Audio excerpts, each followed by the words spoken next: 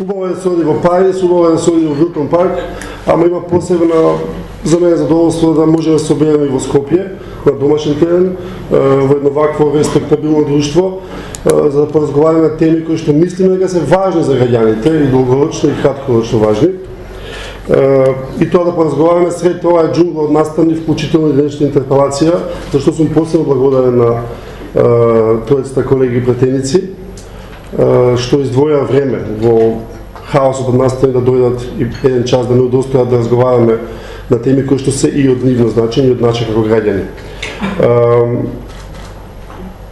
Поздрави до Ненад, кој ќе биде на некој начин комодератор со мене и кодискутант, значи ќе разговараме заеднички во тезите, кои што главно ги споделуваме. Пратениците се поканети во личен капацитет.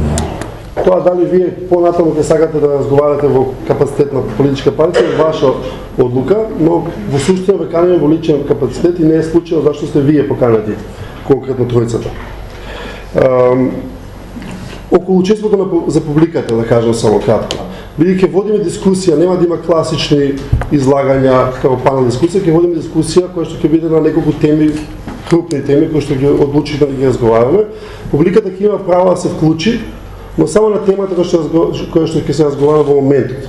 Така да слободно подигнете рака, вклучите се така натаму, се обидуваме да направиме една релативно интимна расправа, интимна дебата. Да подсетам, проектот се вика Расправи за политиките на реформските приоритети на Институтот за општествени и хуманитички науки во Скопје, поддржан од фондацијата НЕТ. Идејата на проектот е, јас го нарекувам тоа, да се обидеме малку да ја упристоиме дебатата во Република Македонија, да направиме попристојна, бидејќи во моето дневни наставни, дневни препокувања, сите имаме впечатлок, се надевам дека и вие мислите дека го делите тој, дека некогаш одиме отаде линијата на пристојно дискутирање. Кога велам пристојно дискутирање, пред се мисли на парламентот, како главен локус на политичка дискусија во една парламентарна демократија. Парламентот е место за дискусија без кое што не се може во едно општество. Истражувањата, впечатоците, личните чувства покажуваат дека парламентот е прилично, перцепцијата на граѓаните за парламентот е прилично ниска. И практично благородна идејата на институтот да се обидеме малку да ја подобриме таа јавна перцепција и на некој начин да заедно сите да научиме да дискутираме подобро. Нема да има пауза, како што кажав. Кој сака да се земе кафе, јас ви послужив лично со кафиња. Кој сака да се земе кафе, ќе трае пократко дебатот кој што планирано и доцнеме, заради тоа што пратениците мора да се вратат да гласат за падот или обстанокот на владата, на дебатирате пред се. Краток вовед од моја страна и после влегуваме во дебата. Значи, пред да ја добиеме Република Македонија етикетата за робена држава, мојот впечаток е дека таа беше претходно на некој начин заробено од еден, јас го нарекувам, премолчен консензус помеѓу големите политички партии во Република Македонија околу архитектурата на политичкиот систем. Пред се да мислам изборниот модел, кој што до пред некоја година де факто фаворизираше 2+2 партии, две големи македонски и две големи албански партии, кој што изборен модел де факто ги туркаше малите партии во предизборни коалиции, че не ги оставаше сами да се појават на политичката сцена и да претендираат да освојат гласови пратеници. И модел кој што во суштина се состои од овој пропорционален модел во 6 изборни единици, каде што улогата на партијата во одбирањето на кандидати за пратеници е предоминантна. И главните одлуки за избор на пратеници паѓаат во централата на партијата. Се разбира со консидерација на теренот, на општините, влијанието на кандидатите така натаму, но сепак впечаток е дека партијата има пренагласен удел или моќ во одлучувањето кој ќе биде повисоко или пониско на изборната листа. Кои се резултатите од таквиот премолчен консензус?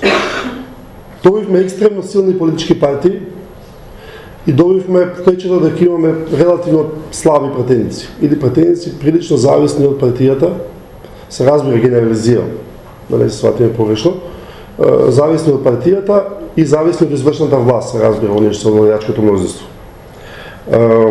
Ние направихме еден документ кој што ќе се шири, ќе се продлабочува и тој дава неколку совети за можни одржливи решенија. Под услов тие решенија се туркаат паралелно. Првата работа е она што нарекуваме порив за внатре-партиска поголема демократија во партиите.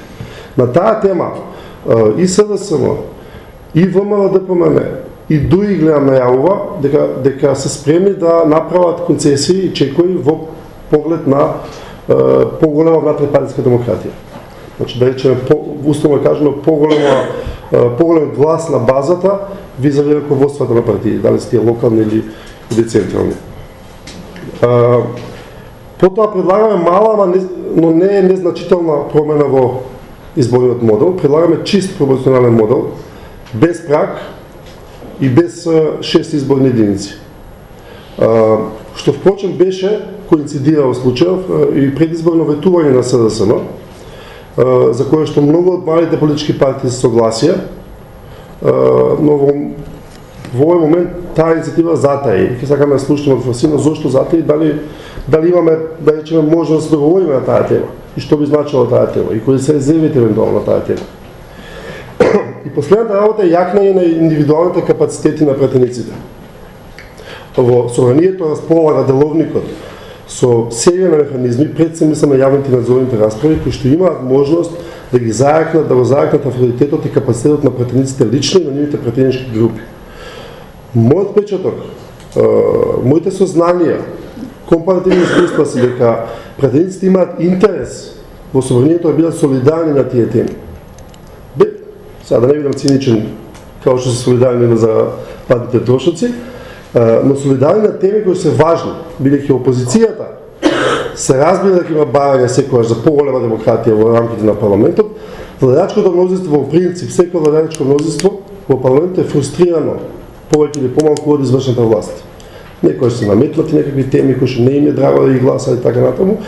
И има интерес дури и тоа владеачко мнозинство да покаже, да речеме, поголема автономност во однос на извршната власт. Надзорните расправи се прекрасен механизам кој што може да им значи и на власта и на опозицијата. Ќе кажете пред се на опозицијата, но владеачкото мнозинство има интерес да ги овозможи тие надзорни расправи и мислам дека добро е било следниот период во обилно да се користат тие. Нема никоја штета од тој тип на надзор врз извршната власт. И затоа сум јас, изгледа исклучително тешко да се направи во една координација сите овие три, да кажеме, делови од пузлето, условно кажано, да се вклопа за да имаме, да кажеме, подобар и пофункционален парламентарна демократија.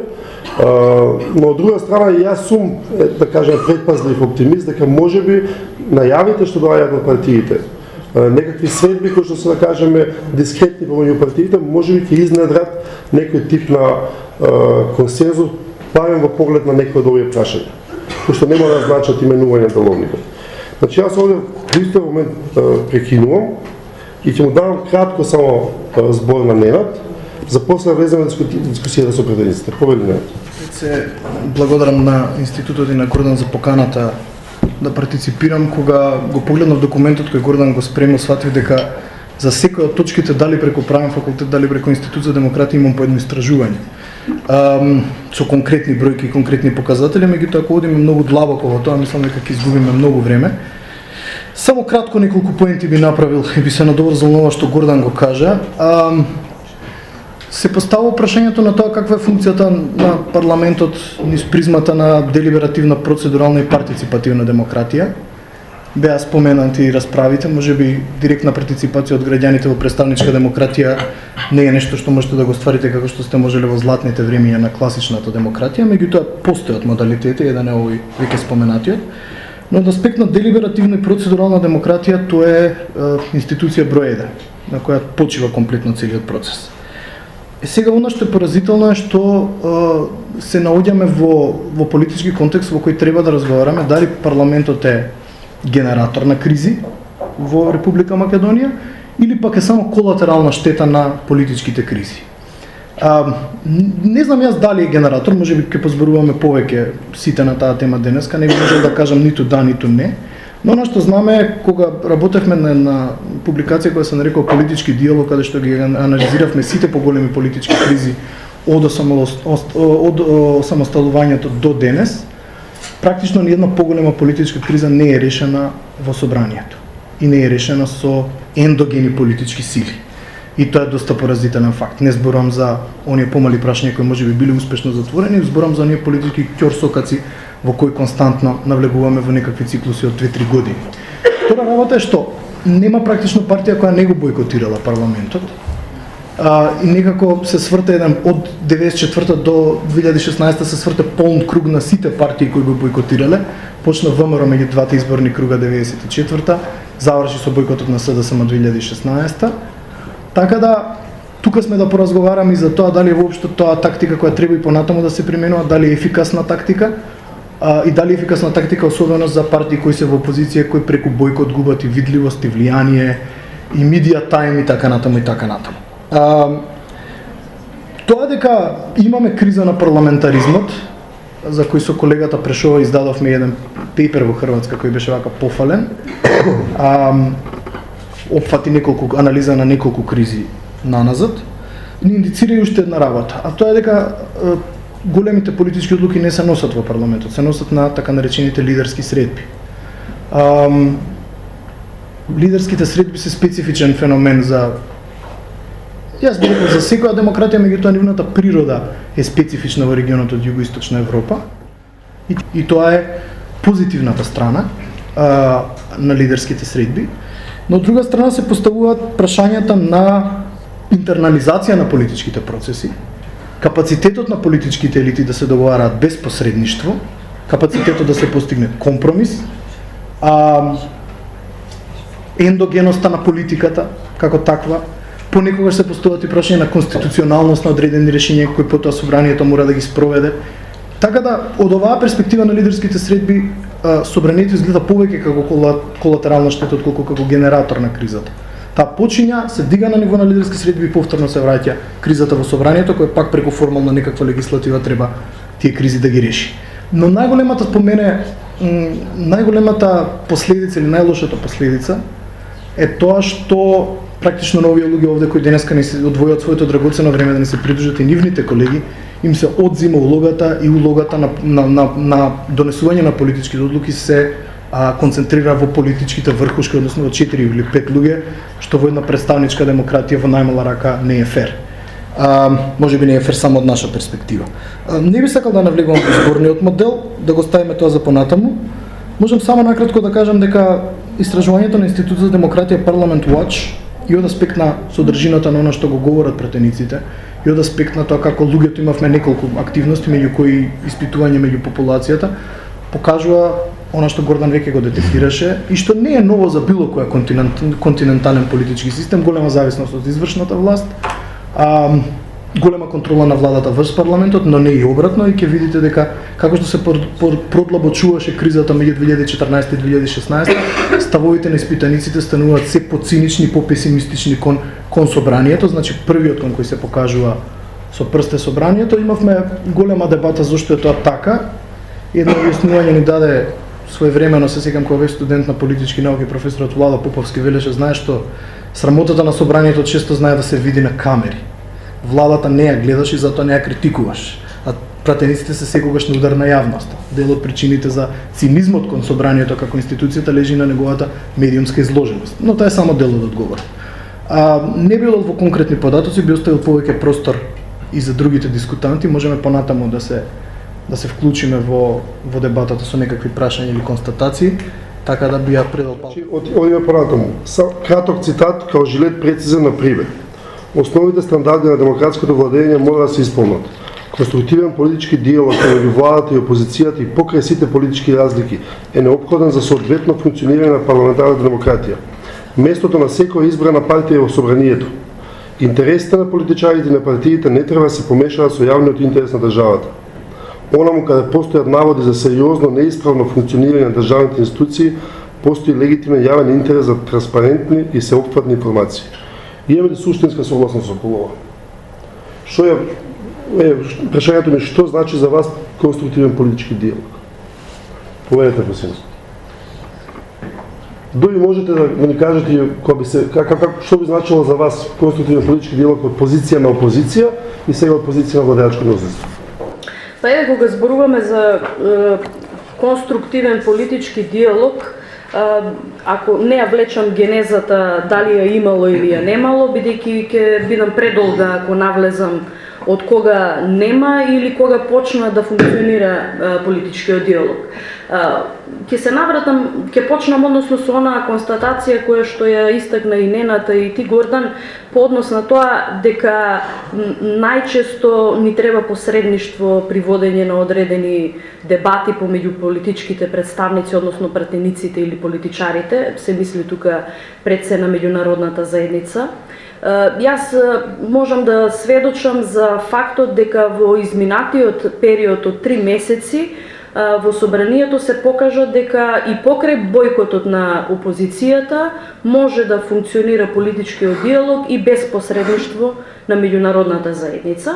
Фактот дека функционираа 6 работни групи помеѓу пратениците и помеѓу представници од политичките партии, во кои што беа вклучени секако и ресорните министри кои што тангираат проблематика која што беше дискутирана, се дискутираше на неколку пакети на прашања за кои што постигнавме реално консензус. Дел од нив веќе се преточени во амандмани во второ читање, како начин за подобрување на законските текстови, и политичкиот диалог јас го гледам тука. Зародишот ние веќе го направивме, иако се согласувам со фактот дека не секогаш темите политички кои што се од општ јавен интерес се дебатираат во собранието. Меѓутоа не треба исто така да изумиме дека и ние сме представници на политичките партии кои што индиректно или директно учествуваме во тие директни или индиректни преговори и дебати по одредени прашања, така што можеме да рефлектираме волја политичка за одредени прашања. Она за кое што мислам дека Македонија може да направи сериозен исчекор напред по однос на прашањата кои што се со наднационален предзнак и што ги обединуваат сите политички партии без разлика дали носат етнички предзнак, леви, десни, центар и така натаму, се прашањата на евроатлантските интеграции. Фактот дека Република Македонија е стратешки определена, имаме и веќе конкретни чекори во реформски пакет кој што верувам заедно сите утре ќе го изгласаме во собранието како пакет на закони, од кој што секако ќе зависи безусловната препорака од страна на Европската комисија за Република Македонија. И тоа е нешто што го става на тест ова што го зборував претходно, дали консензусот што сме го постигнале по однос на законите ќе рефлектира и на искажана волја на пратениците при гласањето на тие закони. Извештајот на Прибе е пишуван во период кога сериозно беше нарушен имиджот на собранието. Не велам дека имиджот на собранието е подобрен од тогаш наваму, имајќи во предвид дека се случи и многу немили настани кои што ги нема во историјата на парламентарна демократија. И она што го спомна Ненад по однос на цинизмот. Јас во дадени моменти, знаете, се враќам на некои историски моменти кога имало слични случувања во земји од Европа, кога биле во подем на други режими и се поставувало прашањето дали воопшто нив им треба парламент. И дали може би обидот од 27 е да се запали парламентот и воопшто да не функционира. Со тоа индиректно да се даде пораката дека нас парламентарната демократија како режим политички не ни е посакувана. Затоа, кога ги отвараме овие теми, мораме многу внимателно да ги анализираме и причините зошто се става толку голем фокус на парламентот во делот на рушењето на неговиот имидж и во рушењето на имиджот на самите пратеници. По однос на реториката за критиките за патни трошоци, без да добие нели на можност аргументот и објаснувањето и измените по однос на тоа што се прават, така што овие прашања кои што ги дебатираме за парламентот, мислам дека ќе бидат актуелни и следниот период, имајќи во предвид дека една од темите, односно две од темите за кои што дебатираме помеѓу пратениците, односно политичките партии во собранието, е и изборниот законник, Законот за политичките партии, изборниот законник, вклучувајќи го тука и изборното законодавство, и затоа што нели двотретинските закони, вклучително и пристапувањето кон избор на нов изборен модел е врзано со инклузивен процес на дебата на сите општествени чинители и граѓанскиот сектор, меѓутоа и на секако политичкиот консензус на партиите кои што треба да ги изгласаат тие измени, и секако тука влегуваат и пакетот на мерки кои што се и тема за најавената средба во Охрид, која што нели ја именувавме како Жан Моне процес, во кој што ќе се дебатира и веќе имаме усогласени ставови по однос на деловничките можности што ги имаат пратениците да дебатираат за прашања од нивен интерес, односно ограничувањата што ги дава деловникот и секако сите механизми кои што може да бидат злоупотребени. Дали може да се легализира филибастерингот, дали може тој да добие доминантно место во процедурата законодавна во собранието, и дали тука имаме согласност дека одземаме сериозна манипулативна алатка што најчесто е користена од страна на опозицијата. Во овој дел кратко би кажала дека јас никогаш не сум била присталица на бойкотите во собранието, и заради фактот што се губи јавноста на политичката партија, и заради фактот што најчесто бойкотите се едно предсобје за добивање на позиција на преговарачка маса за одредени прашања што повторно не се решаваат во собранието, туку повторно се решаваат на лидерско ниво. Но не само од овој аспект, туку и од аспект на тоа дека, имајќи во предвид дека опозицијата ги има најголемите контролни механизми, односно ги председава со комисии кои што имаат надзорна и контролна функција на извршната власт, немаат реално можност или иницијативност во делот на спроведување на надзорот над институциите кои што имаме деловничка и законска обврска тоа да го правиме. Тоа сум го зборувала и кога СДСМ ги предводеше комисиите и неможноста тоа да го искористи како механизам во време кога беше опозиција. Тоа го кажувам јавно и неколку пати кога истакнувам дека отсуството на опозицијата во овие неколку месеци во собранието го одзема и тој механизам кои што го имаа во рацете да направат сериозен надзор и контрола, а не тоа само да го истакнуваат во политичка реторика дека нема контрола, дека се е надвор од контрола и така натаму, туку и да посведочат со тоа што треба. Факт е дека ги одложи реформските закони за утре. Факт е дека вие се враќате, се едно како го представувате тоа, се враќате во парламентот. Едноставно прашањето е дали гледате надеж опозицијата има интерес да земе колку што може повеќе пол позиција визави гледачкото мнозинство во парламентот.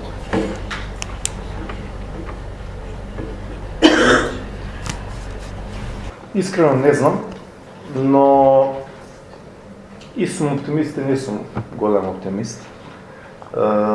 Затоа што ова звучи прилично скандинавски, а ние имаме една ситуација во Македонија која што е се само не е нормална политичка состојба.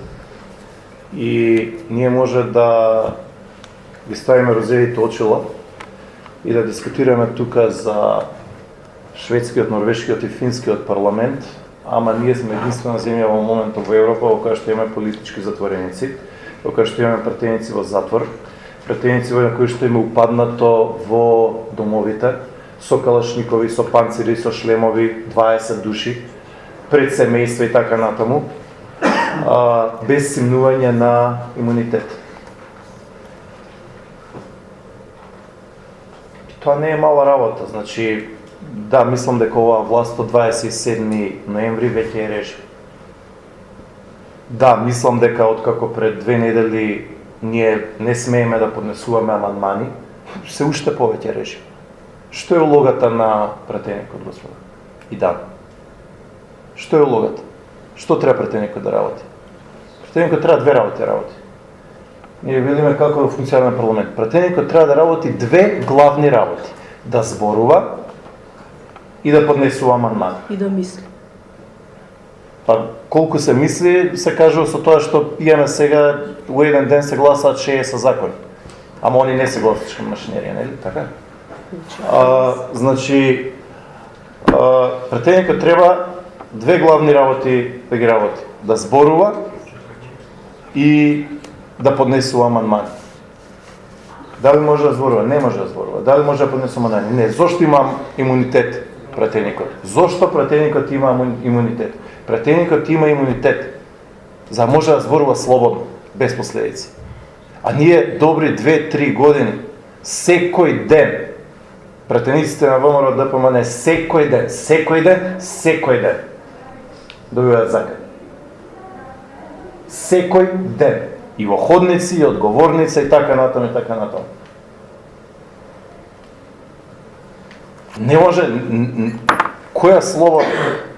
Значи, ние имавме пратенички прашања пред 3-4, не знам, 5-6 месеци, која беше 3-4 месеци, пратенички прашања од луѓе кои што треба да остри, пратенички прашања се за пеперутките, уште малци и за пролета во мојот крај. Значи, ние сме и овие розови очило, да ви кажам нешто врска со розовите очило. Човек секојаш треба да се стави себе си во положбата на другиот. Значи, стави се себе си во положбата на другиот.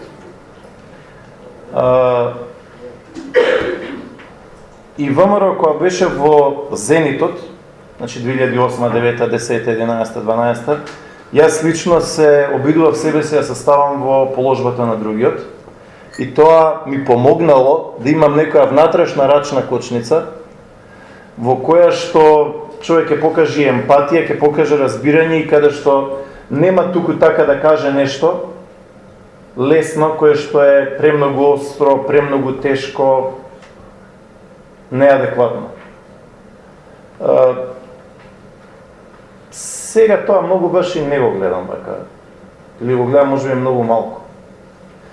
Ние имаме ситуација каде не знам дали во ова милје од прилика ќе допре тоа, но сакам да ви го кажам. Како што јас сум можел да го чујам 2010, 11, 12, 13 година, како што сум можел и сум настојувал да чујам дека добар дел од луѓето, дека десетици илјади можеби луѓе се чувствуваат алиенирани, или како што треба да чуеме дека значаен процент од нашите граѓани и луѓе се чувствуваат алиенирани од Македонија, дека треба да ги акомодираме нивните потреби, дека треба да изградиме инклузивност. ВМРО-скиот дел од ова општество, или не знам, десниот центар, или како сакате наречете, ние се чувствуваме апсолутно алиенирани. Немаме ферможност и се чувствуваме под удар. Апсолутно се чувствуваме под удар. И едноставно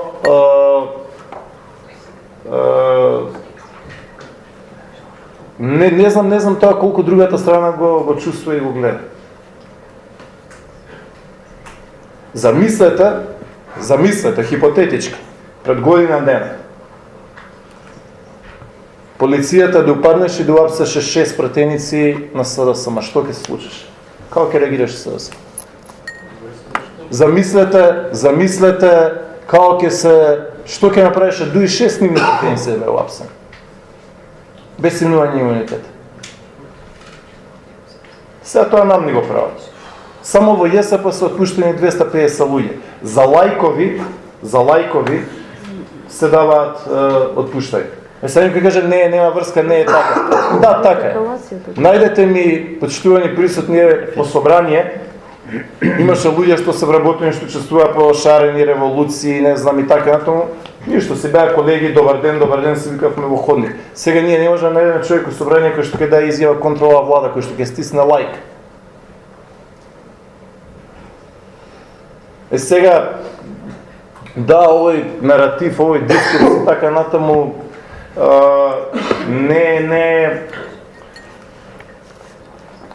не поминува или може би поминува, но поограничено поминува првите 10 месеци или година дена. Но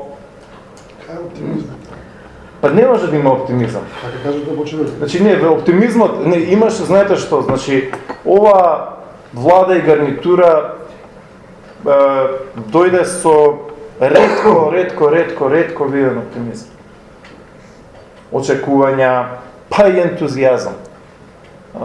После година дена не знам каде да го гледам, значи оние најголемите луѓе кои што ја поддржуваа промената, кои што беа ентузијасти, кои што беа учесници во шарена револуција, сега се меѓу најразочараните. Тоа се сведе 50 души да се дочепаат до функции или не знам до твит тимот во влада и после тоа 90% од нив да не им креваат на оние 5000 луѓе телефон кои што трчаа и гинеа за нив.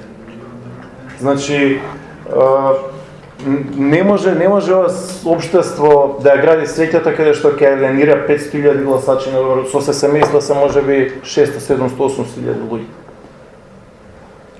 Значи не може едната гарнитура оваа држава да заврши во Зандана, другата да заврши на семинари, тркалезни маси и така натаму. Значи уште еднаш ќе речам, внимавајте, ние веќе постои преседани кои што ги направија. Ние веќе зошто поднесуваме амандмани? Па ние имаме човек што ги води седмиците кои што нас 2 недели ни читаше хаику поезија, така? Тоа беше легитимно и сите молчевме во ред, негово право. А после тоа запре хаику поезијата, па тогаш вели мојата дискусија е молчење, па 2 недели молчеш. Сега тој истиот нас не може амандмани, преминуваме на гласање, овие ќутат. Добро. Така да завршам.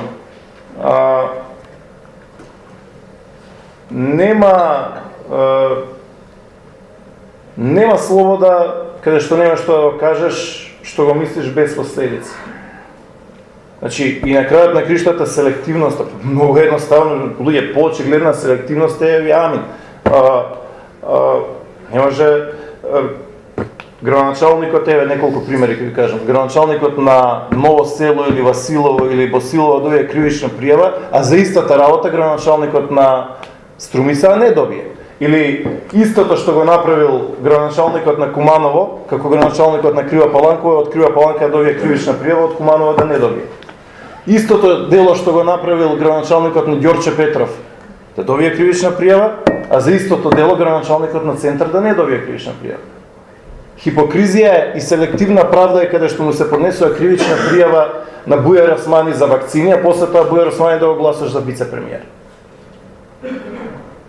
Значи во таа коалиција, нели, ние бевме злосторничко здружување ВМРО и така тоа беше наративот 2, 3, 5 години. Ние бевме злосторничко здружување и така натаму, нели, тендерска коалиција, криминалци и се. И сега, кажете ми, Дуи, дали 3 вистини има? Тоа што било кажувано било лага. Второ, Дуи е најневината партија и се е во ред и сите нивни функционери се безгрешни. Или трето, нагро се лажало да се дојде до власт. Значи, немаме гарнитура што не убедува дека полицајкава се удрила во пајак. Има тука некој што се удрила во пајак во живот. Значи, таа селективност ја гледаме секој ден. Значи, и ние, знаете што, и ние сега овој дискурс на нормалност да го тераме, апсолутно не можеме. Значи, ние сме застапници за дискурсот на нормалност, да, ние сакаме нормализација, да, ние сакаме партиципативност, ние сакаме политички диалог, да, но не каде што едната страна ќе биде збришана, малтретирана на дневна основа, а каде што тука некој до вчера што се викале едни со други црни ѓаволи, од еднаш ќе бидат мајката.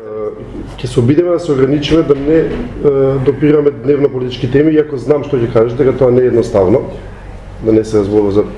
Значи, Джеват, што ми е прашањето на оваа тема и плюс ви сакал на темата бојкот, пошто го наштавме темата бојкот, сите ние знаеме колку е тешко да се, колку лесно да се одлучи да се оди во бојкот, а колку е тешко да се вратиш.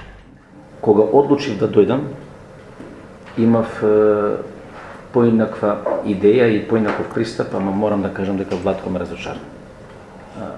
Не ми е намерата тука сега пред сите нас да докажам колку е лоша ситуација кај нас. Епа не е се така црно-бело. Не е. И најголемиот песимист знае дека не е така црно-бело. Дали сме ги надминали сите проблеми? Не, не сме ги надминали. Ово ви говорам и од искуство на учесник. Јас сум долгогодишен пратеник, петиот ми овој мандат, сум бил во коалиција и со СДСМ, и со ВМРО, подолго, и со СДСМ. Знаете што е демократијата кај нас? Претежно. Да се договориме како јас ќе кажам. И тоа резултира со нервоза, со фрустрација и со комплексна жртва. Епа не е така се, како што се обиде Владко да не увери. Не е така. И не е убаво ваква слика да се шири од луѓе кои имат и те тако голема одговорност за сето што се случи во државата. Сега, да направиме ресет ние, да го избришеме минатото и меморијата и се, и да почнеме одново, сите ние анџели, никој никаков терет, никаков баласт од себе не носи, и да делиме лекции по демократија. Епа, и јас сум фрустриран како пратеник, зошто да гласам закони за кој народот ме избрал, кога ќе му текне на еден председател, тој закон да не го подпише. Да го гази свесно уставот. И ова е, нели, тема за дискусија. Меѓутоа, не сум тука за тоа. Ние имаме многу нешта за кои треба сите да се залагаме, не само да размислуваме и да ги смениме. Морам да ви кажам дека по прв пат во Собранието на Република Македонија имаме процес на диалог, договарање и вклученост на сите политички чинители. Ние утре, не буквално утре, фигуративно, ќе гласаме закони до кои сме дојдени по пат на компромис. Не е лесно владеачкото мнозинство да се согласи, да прифати укажувања и сугестии од страна на опозиција, а колку и да се добри. Колку да се идеални решења.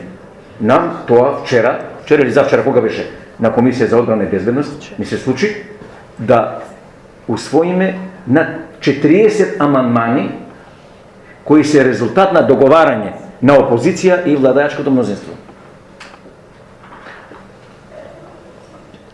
И сошто да не го афирмираме овој момент. Сме имале моменти во минато кога јас, како пратеник на владеачкото мнозинство, не сум се прашал за некое си решение. Ако се сеќавате, ВМРО се реши гувернерот да го гласа и без гласовите на коалициониот партнер, затоа што ги имаше бројките и не им требавме. И која ни е намерата, што порака да испрачиме, која практика да ја промовираме. Да, бојкотот е инструмент, понекогаш и испатлив. Меѓутоа, како алатка на субјектот, на партијата, на пратениците, не им носи некоја корист. Наназад во минатото, последните 15 години, сме имале безброј бојкоти. Без исклучок, ама без исклучок, сите пратенички групи кои се решили на бојкот, тешко им било да изнајдат изговор за да се вратат. И прават, и ние сме правили. И ние правивме мајски договор за да се вратиме во собрание. И ВМРО денеска прави интерпелација за да се врати. И СДСМ се врати, а не сакаше да им ги верифицираме мандатите. Кога им ги верифициравме, рекоа зошто не ги верифицирате, ама се вратиле. Значи, бојкотот во една зрела демократија не е алатка. Дали ние во собрание внатре имаме политичка култура, клима на диалог? Немаме. За жал немаме. Се до бројките. Ако имаш минимум 61 глас, абе нека збори опозиција што сака и колку сака, на крај со притискањето на копчето сето паѓа во вода, а народот гледа. Затоа е перцепцијата поразителна за собранието. Дали сносиме вина и ние пратениците? Да. Сносиме. Дали заради изборниот модел? Дали заради умилкувањето кон лидерите сега да пливаш како што врхушката кажува? Меѓутоа, само со две реченици ќе ви докажам дека не е секогаш така. Јас, како пратеник, во период кога ВМРО беше најсилна, кога коалицијата ВМРО и ДУИ функционираше, еве со гордост тука пред вас, кажувам дека сум еден од заслужните што ние денеска го немаме нивниот партиски символ како државен грб. Уставните измени. Не, пред да дојдат уставните измени. За уставните измени, еве, се гордеам пред сите вас, и пред Владко, и пред моите, кои првично се договарале. Ви викам дека ние денеска во Скопје немаме слободна финансиска зона. Можете да предпоставите од ова перспектива сега што ќе значише тоа? А ги немавме сите информации што ги слушавме од момите. Значи, да се спротивставиш против партијата, ама да истраеш и да имаш аргументи, исплатливо е. Да бев гласачка машинерија, може би денес не ќе бев пак пратеник. Каде одам, ова приказка ја ширам заради моите колеги пратеници. Да не се плашат. Не зависи се од волјата на лидерите. Ако си ти искрен, чесен, ако си добар пратеник, ако народот те перцептира и да не сака, ќе мора да те стават на листа. Затоа што исходот за секој лидер, за секоја врхушка партиска се гласовите.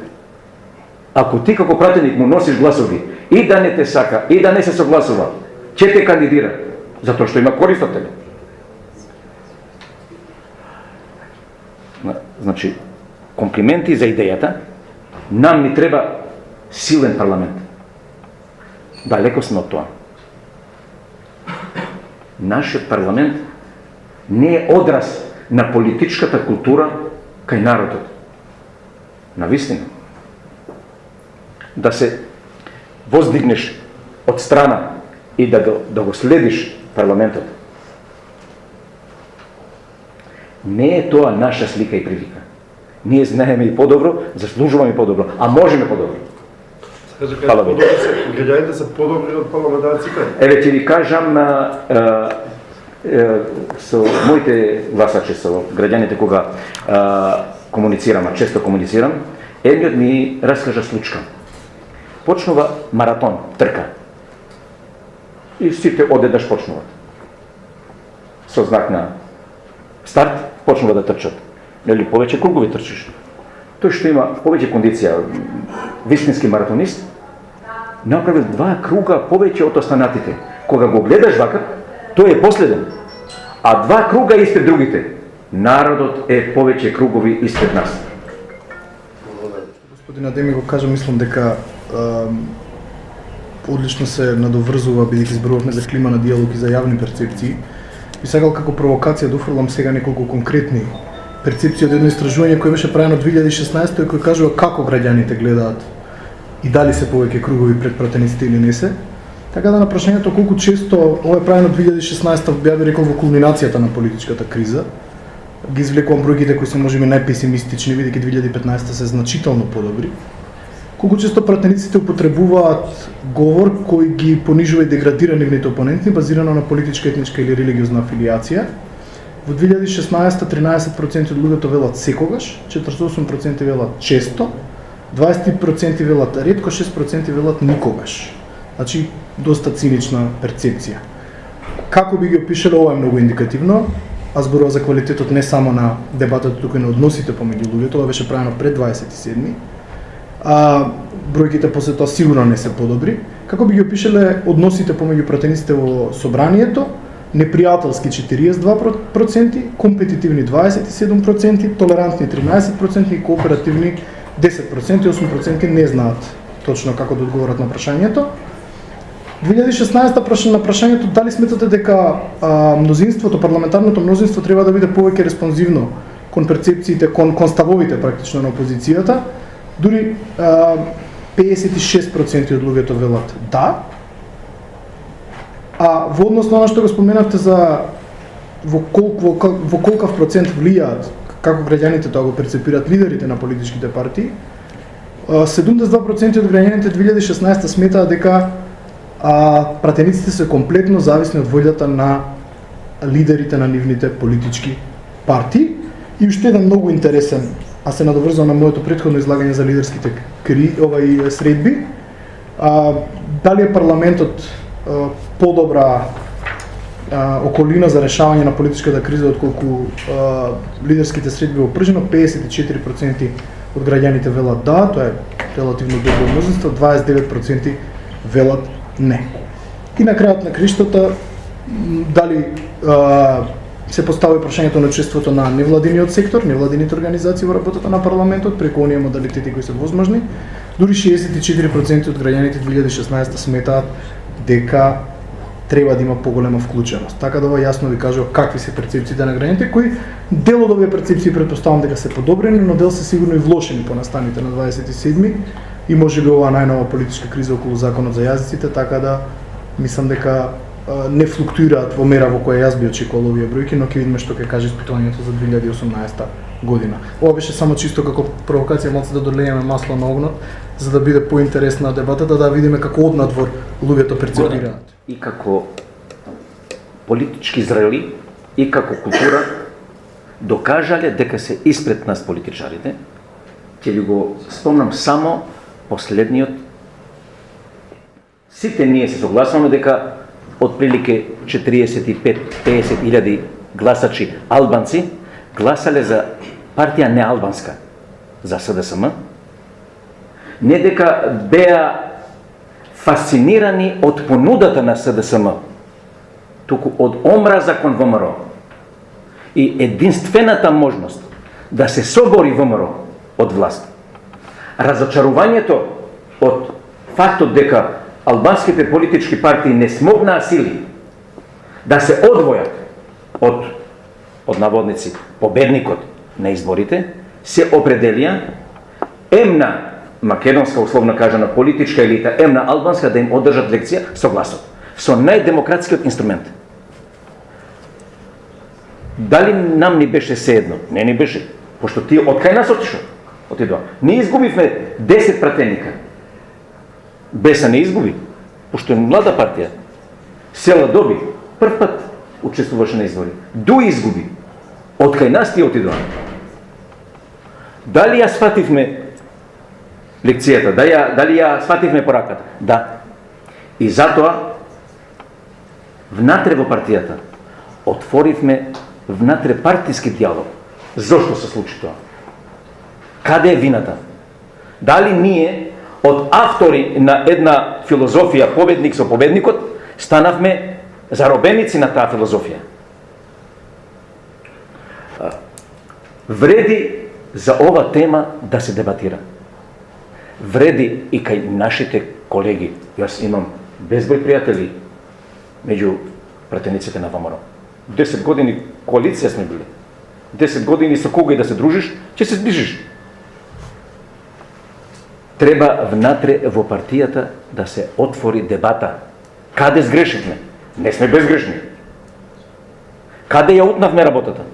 Дали само заради целта да се домогнеме и да останеме на власт, ги заборавивме апсолутно сите други вредности. Ги погазивме. Без ова внатрешна дебата, тешко дека ќе излеземе од... Сепак, не е добра ситуацијата во Македонија. Таман почна светот да не гледа со поинакви очи, пак да го користат изразот успешна приказка вика на Македонија. Ние со случувањето во врска со законот за јазикот, со испадите на 14 март. Од Собранието на Република Македонија, од работните простори на Собранието, испративме лоша порака. И не беше случајна изјавата на францускиот амбасадор. Овие слики што ги гледаме не се слики за земја која претендира да е дел од Европската Унија. Тоа на нас се однесува. Сите ние сме учесници на таа генерална слика вика на Македонија. Малце, пошто не надговор кон начинот околу легитимитетот на пратениците и перцепцијата на граѓаните визави пратениците, визави нивната слобода во изразување, во слобода на одлучување. Ќе се осмелам да кажам дека во моментот ми се чини ние практично немаме дебата последниот месец, овој дебата анкета, последниот месец за рейтинг на партиите.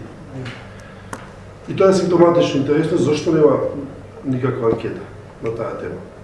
Ќе се осмелам да кажам дека легитимитетот од различни причини можеби и на лидерот и на премиерот и на лидерот на опозицијата, и тоа наслепо го кажувам, дека можеби е скромен.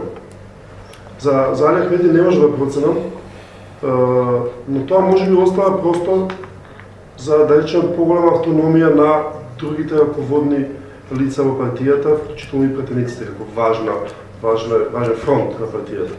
Се сите најавите дека правите внатре-партиски дебати, кои што би подразбирале некаков тип на поголема внатре-партиска демократија. Може би за тоа разговараме, имали, затоа што проценката на многу аналитичари, многу луѓе што се бават и научно и со политичка анализа, дека главниот канцер, да кажем грубо, се наоѓа во самите партии. Дека таму се генерира, да кажем, недемократските практики по тоа општеството. Бидејќи почнав и начнав во моето излагање дел од ова што Гордан го отвори како прашање, сакам да се држам до темата. Можеме сите да додадеме плюс или минус на аргументите што ги изнесуваме, меѓутоа и во интерес на времето, а и во интерес на темата да се држиме до темата. По однос на демократијата во партиите и како тоа рефлектира на општиот општествен амбиент и како тоа рефлектира на интегритетот на политичарите кои што се избрани и извршуваат државни функции, би сакала да кажам дека тоа пред се зависи индивидуално од личноста која што е избрана и врши одредена политичка функција пред се. А потоа доаѓа и од сите останати хиерархиска подреденост во партијата и така натаму. Она што можам да го зборувам за Социјалдемократскиот сојуз, а дел од историјата на Социјалдемократскиот сојуз си и ти, Гордан, и можеш да посведочиш за дел од процесите кои што не почнале толку брзо, туку траеле со години и изродиле одредени концепти, политики кои што на изборите се покажале како видливи и посакувани за граѓаните. Тоа е инклузивноста, отвореноста и држењето до граѓанскиот либерален социјалдемократски контекст. Она што го кажа Джевад, што видоа граѓаните кои што не припаѓаа на македонската етничка заедница во Социјалдемократскиот сојуз, прво видоа отвореност и препознаа ненационалистички политики кои што ги слушаа секој ден и ги водеа во многу други пориви кои што не завршуваа така добро. Ако сакате да зборуваме за тоа кога граѓаните се чувствуваат по-безбедни од аспект на меѓуетничките односи, кои што се столб и за демократијата и за националната безбедност на Република Македонија, аз верувам дека на тоа прашање ќе ви одговорат најголем процент позитивно во овие изминати месеци. Зошто? Затоа што тезите кои што најчесто се злоупотребуваат пропагандистички, манипулативно и од парламентарна говорница резултираа со поведение на граѓаните во базата. Знаете, ние како пратеници немаме само две функции, како што ги кажа колегата Владко. Имаме 101. Јас ако сакате можам до 120 да ви ги избројам, меѓутоа имаме пред се голема општествена одговорност за нашата реторика од парламентарна говорница, каде што имате можност 24 часа, ако заседавате 24 часа да ве гледат на собранискиот канал заинтересираните граѓани. И замислите ви од парламентарна говорница 101 пратеник во 101 говор и 101 реплика да ви реплицираат или да ви говорат еден ист текст. Тоа веќе станува дел од таа апстрактна меморија на граѓаните и рефлектира на одредено поведение, што не секогаш тезите се точни и не секогаш се во позитивен контекст.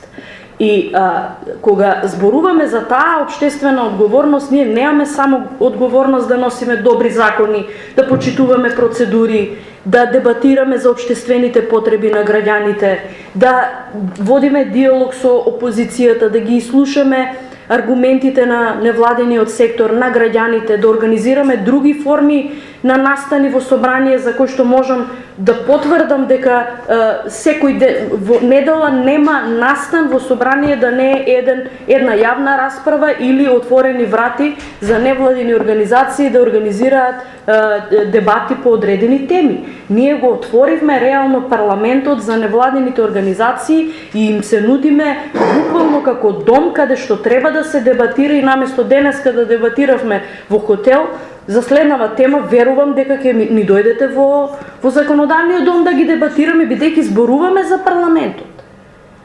Перцепцијата на граѓаните. Колку ние работиме на имиджот? Верувам многу малку, бидејќи просторот кој што го имаат пратениците на говорницата, мислам дека само тој е ограничен простор. Многу малку се става акцент на другите форми на комуникација со граѓаните. Ние сме сепак представници кои што доаѓаме од одредени општини, представуваме граѓани, ги представуваме нивните проблеми. Прашањето е колку функционираат пратеничките канцеларии во единиците на локална самоуправа и зошто тоа замре. Ние велиме да, имаме и сега секако. Секоја критика е добре дојдена, меѓутоа знаете, кога новинар ќе ви направи прилог и се фаќа за квака на канцеларија во општина и вели има бубачки, нема пратеник, треба да слушне зошто го нема пратеникот таму или зошто општината не дозволила канцеларија за пратеникот во општината. Тоа го надминуваме, тангира и прашање на буџет, тангира и прашање на обврска на пратениците, секако индивидуалната одговорност на секој поединечно, меѓутоа тангира и поголем форум за дебата во кој што нема да биде представено се така црно и се така лошо.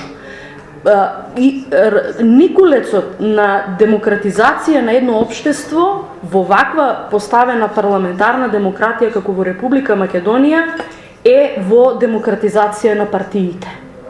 Односно процедурите за избор на лидери во политичките партии, избор на раководства во политичките партии и секако рефлектирање на волја која што е слободна на секој кој што ќе влезе во политички процес. Земено од аспект на партиската историја на партиите во Република Македонија, јас сум среќна, резервирано среќна, што опозицијата има шанса да покаже посериозна политика и реформа во внатре-партиските политики, пред се одделување од одредени политики кои што се покажаа како погубни и за нив самите како политичка партија, а и секако ширењето на корпусот на личности кои што ќе носат политички одлуки во рамки на политичката партија во опозиција, државна одлука да не беше информиран, а да не зборуваме дали имало партиска хиерархија во носење на одлуки. Но имаме ситуации со кои што ја не сакам партиска историја да прокламирам тука, меѓутоа и Гордан знае да посведочи дека имало одлуки кои што биле предложени, но не поминале на органи на нашата партија. Кога сме носеле одредени политички ставови или кога сме граделе одредени политички ставови. Затоа процесот на демократизација на општествата доаѓа од слободата на изразување внатре во политичките партии, изграденоста на личноста која што се нафаќа на политичка функција, професионалниот и човечки интегритет и секако функцијата која што и одговорноста што произлегува од функцијата што ја носи. Во моје се чини дека врие во моментот во внатре-партиска демократија, ба вака за надворешен спектатор, кај е балансот? Затоа што партиите не ќат па многу демократија. Това го знаеме и од теорија, од пракса, е строго прилично хиерархизирана структура. Ќе направите ли баланс за да може тоа да изгледа од надвор за граѓаните дека ВМРО да се реформира и ја променила перцепцијата на тврд лидер, строг лидер што се контролира, или ќе продолжи внатре-партиска демократија од овој вид? Ќе продолжи ироничен. Ќе направиме и ќе ги следиме тие насоки. Ова сакав да кажам. Значи, вие не. Значи не, после 27 ноември и после 14 март, после 14 март, што да правиме ние муабет? Што да правиме муабет ние? Знаете ли кога сватив дека не била веќе со наша влада или не знам комуникација со СДСМ. Овој момент кога Јани Макредули излезе на говорница и кажа: слушајте, оние луѓе со кои што сум бил во ВМРО, со кои што заедно сме спиеле по аеродроми и така натаму, не ја бива. И кога Сугаревски ми кажа: луѓе, не ја бива, не може веќе вака. Сватив дека е време дека треба да се отидам. Тоа беше неге пред година дена. Дека ние не можеме да владееме каде што 300, 400, 500 илјади луѓе ни викаат: по никоја цена не ја прифаќаме вашата власт. Вие сте многу близко таму. Вие сте многу близко. Не малтретирате секој ден. Не ги малтретирате луѓето секој ден. Вие тоа не го гледате. Но патос избришавте со сите процедури во државата. Се чувствуваме алиенирани, се чувствуваме како албанците 80-та година. Македонскиот народ се чувствува мајоризиран. Македонскиот народ се чувствува прегласен. Македонскиот народ се чувствува дека нема влијание на процесите во Република Македонија. Тоа 50 пати го слушнав изминативе 5 години, изминативе 5 дена за време на празниците. 50 пати. Не може да не ни дозволувате да поднесуваме амандмани.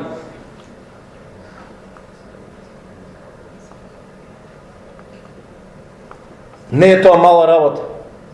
Не може да добиеме ние писмо јануари каде што вика: Талат Джафери, поднесувајте амандмани, не знам, до среда до 4, ние ги поднесуваме амандманите ги фрла у корп. Ги фрливте, мислиш? Не, вие ги фрливте корп. И процедурално и физички. И процедурално и физички.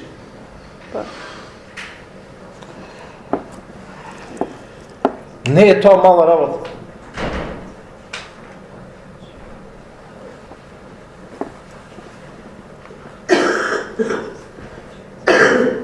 Што правиме? Треба да дигнат рачна кочница. Затоа што оние кои што беа до вчера жртва станаа насилници. Оние кои што до вчера беа во наративот на жртва, сега веќе секој ден произведуваат жртви. Не знам колку го гледаат тоа со розевите очила, но секој ден произведуваат жртви. Дебата на денеска, Ти си после Рангелова? Јас да се сменивме.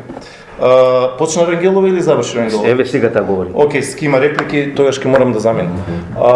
Значи, за внатре-партиска демократија, они донесоа променен устав пред 3 години, каде што председателот на партијата Зоран Заев ги именува председателите на општински организации. Така, тоа е таа демократија. Статутот на партијата. Статутот, да. Статутот го направија да нема веќе избор во локал, Сами избираат. Не избираат сами, Има туку гласање, председателот избира и извршниот им го потврдува, нели? Тоа се тие светли демократски дострои. Знаете како, јас апсолутно сум застапник на тоа дека состојба во Македонија треба да ги лепиме, дека треба да ги држиме, дека треба да имаме диалог. Се ова што е кажано апсолутно, но знаете што, сите овие убави фрази паѓаат во вода кога ќе му се отиде на пратеник. Дома, пред врата. Не, кога ќе му на 20 пратеници имат отидено пред врата. Мислам, прашите го Стеван Анджи, Ане Лашковски, началникот на Битола, поранешни министри и така натаму. Значи сите тие узанци се оведени 5 години назад. Значи, и тогаш тоа беше ренесанса, убавина, не знам, хуманизам и слично, а сега одеднаш треба да лупате кривични пријави, зашто мене тоа не ми се допаѓа, не учествувам во тоа, не сакам да учествувам, апсолутно не е во ред. Но, вие ги воведовте тие идења по дома. Значи имате 20 пратеници на ВМРО на кои што му отидемо дома, на кои што ме чукано по врати. Пред него јас да зборам. Горан Исовски. Значи, извинете, сите овие убави фрази завршуваат кога ќе се отиде кај пратеник кој што до вчера бил во нашата пратеничка група, ќе му се каже преди во мнозинството или син ти иде у затвор. На кој што претходно била скршена главата. И тоа завршило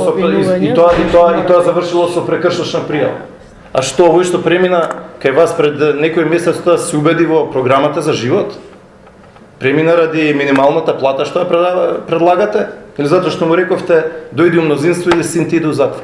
Значи, Владко, вие сте познати по принципот на меници на пратениците, мислам не воведува и некоја реторика која што не е за ова дебата. Не, јас сакам следно да ви го порачам. Особено не е вака тешки обвинувања за кои што немаш грам доказ. Дискурсот на нормалност, кој што вие го посакувате, кој што секоја влада го посакува, не може да се постигне со тоа што ќе алиенирате, ќе малцетирате, ќе утепате 500.000 граѓани на оваа држава. Луѓето наши се чувствуваат алиенирани, шептат.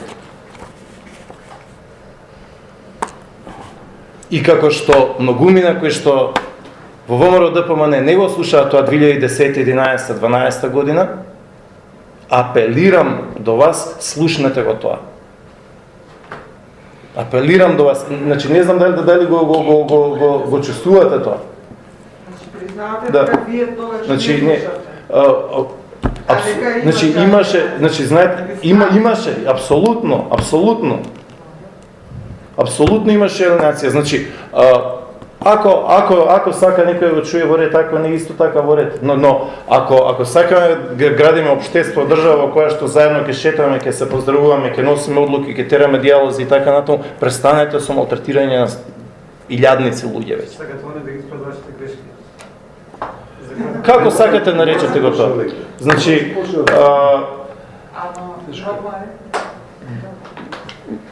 тоа е тоа, значи, имаме дебата, ова нека биде и воведувано што ќе ги имаме собрание. Се надевам дека ќе биде подобро, но некако, како гледам, не знам, не знам дали го чувствувате она што барем луѓето со кои што јас се среќавам, збориме за обично членство, луѓе по градови, села, местни заедници го чувствуваат. Не го гледате доволно. Ова е дури мека варијанта на се тоа што ја ви го кажам. Не знам дали го чувствувате. Може затоа што мислиш дека све ме дозволено. Значи може 2 минутки. Мора да оде. Не, јас сум следен за збор, јас морам да одам. Океј, се извинувам. Ајде, проштевајте, морам да идам на Гордан, наше име, во име на сите тројца, да се извинам за тајмингот во кој што дебатираме и за кој што нели имаме итност да заминеме. Честитки за организацијата, оваа дебата не е завршена. Јас предлагам овој ист формат кој што го денеска го правите, да го направиме во Собранието на Република Македонија, да доставите секако барање, покана, да го расшириме форумот за дебата и да ги дебатираме многу повеќе работите и многу поразлично, верувам. Не сме ние најпаметните во нашите партии и не сме ние тие кои што можеме да изгенерализираме општи ставови на сите пратеници во Собранието. Имаме таму и независни пратеници кои што функционираат надвор од парламентарните групи и убаво и тие да се слушнат. Во делот на оптимизмот, јас сум секогаш оптимист дека може подобро и да почнеме од некаде. во интерес на времето само ќе нафрлам неколку работи за кои што имаме политички консензус. Мене ми е жал што Владко не е тука, меѓутоа тој не е дел од тие преговарачки групи и не знае до каков консензус е дојдено, до кој степен се дојдени договарањата. Жал ми е што даде оставка од координатор на пратеничка група, сигурно ќе беше поинформиран за одредени процеси, но она во што веруваме следново, дека ние усвоивме и се согласивме сите партии околу реформскиот пакет за зајакнување на независноста на собранието и тоа веќе влезе и во стратешкиот план за собранието 17-20 година, што буџетскиот совет го усвои. Тука веќе влегуваме и во процедура на дебата со влада и со Министерство за финансии околу буџетската независност, понатаму прашањето на обезбедувањето, препораките кои што се ги даде работната група после наставените од 27 декември, 24 декември, препораките и деловничките замки кои што ги креира самиот деловник. Подкомисија во рамки на Комисијата за финансирање и буџет, додавање на нова функција на надлежност на сите комисии да можат буџетски во ресорите кои што ги држат да ги следат политиките и да ги следат трошењето во буџетот само по ресорни министерства. По делот на отвореноста на парламентот мислам дека ќе зборуваме и на некоја друга сесија, но она што е новина воведуваме во стратешкиот план и парламентарна дипломатија. Тоа е нешто што досега не функционирало, а се покажува како важна алатка за неутрализирање, да кажеме, на спорни прашања помеѓу држави на ниво на парламенти.